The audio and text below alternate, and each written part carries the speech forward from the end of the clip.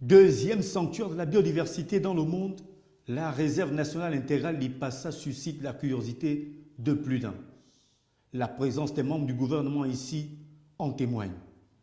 Émerveillé par la beauté du paysage, chacun a exprimé son intérêt. Le cas d'Ipassa est classé deuxième rang mondial après le Panama.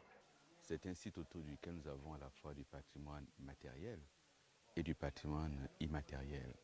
Et nous veillerons à faire en sorte qu'avec mon collègue en charge de l'enseignement supérieur et de la recherche, nous parvenions à nous accorder pour qu'autour de ce site, il y ait bien entendu des activités de recherche, comme il en existe aujourd'hui, mais qu'on améliore ces activités avec la présence des interfaces qui vont aider les chercheurs qui viennent de l'étranger à travailler avec nos propres chercheurs et que les résultats de la recherche soient connus également du Gabon et des autorités gabonaises. Nous sommes sur un site magnifique, le site d'Ipassa.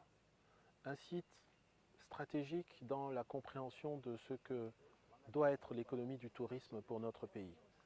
Il est important de faire en sorte que moi, en tant que ministre des PME, de l'entrepreneuriat national et de l'insertion des jeunes, je puisse, avec l'ensemble de mes collègues du gouvernement, sous la direction du Premier ministre Emmanuel Issozen Condé, trouver les solutions pour que nous puissions installer des PME.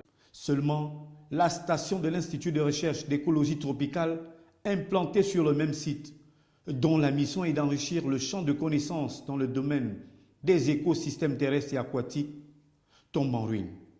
Les activités de recherche ont considérablement ralenti.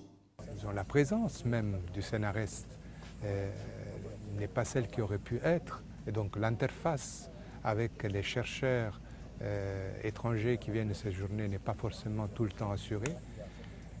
Ça serait intéressant, important de comprendre les causes. Certainement, il y en a.